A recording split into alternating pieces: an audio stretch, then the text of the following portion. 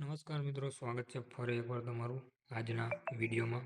તો આજના વિડીયોમાં આપણે વાત કરશું ગુજરાતની પંચાયત સર્વિસ સિલેક્શન બોર્ડમાં જે ભરતી આવેલી છે તેના વિશે.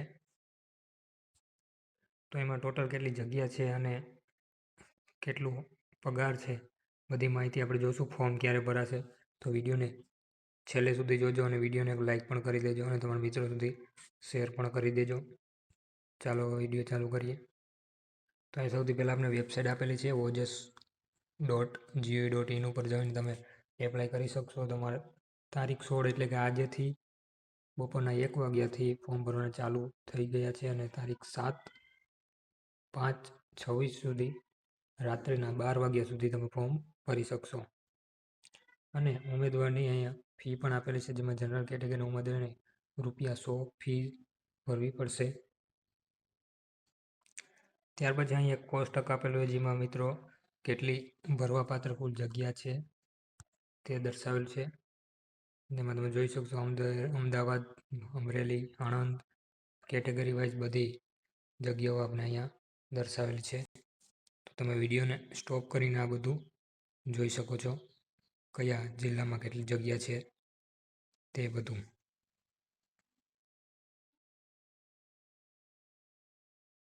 ટોટલ 500 જગ્યા.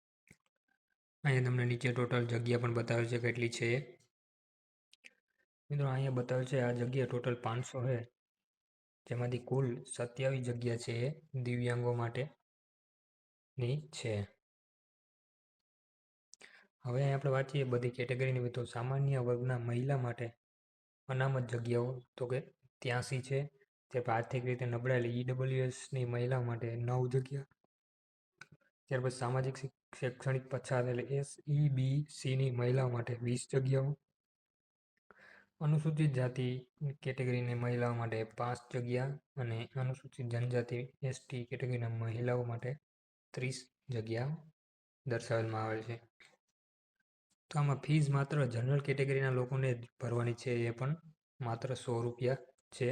અને બાકીના જે SC, ST, EWS, SEBC અને PWD બધા લોકોને ફી ભરવાની નથી.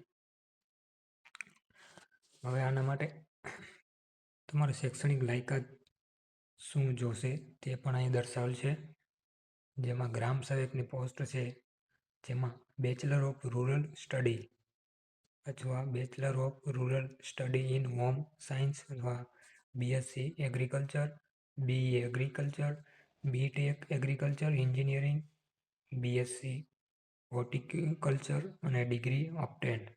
તો આ તમે જોઈ શકો છો. વિડીયોને સ્ટોપ કરીને બધું વાંચી લેવાનું છે. આમાં ડિગ્રી કોને કઈ જોશે એ દર્શાવેલ છે. તો મિત્રો હવે આશા રાખું છું કે તમને આ વિડીયો સમજાઈ ગયો હશે. છતાં પણ કંઈ ન સમજાણું હોય તો નીચે કમેન્ટ કરી શકો છો, હું કમેન્ટનો જવાબ આપી દઈશ. અને વિડીયોને વધુમાં વધુ શેર કરજો એટલે જરૂરિયાતમંદ વ્યક્તિઓ સુધી આ વિડીયો પહોંચી શકે.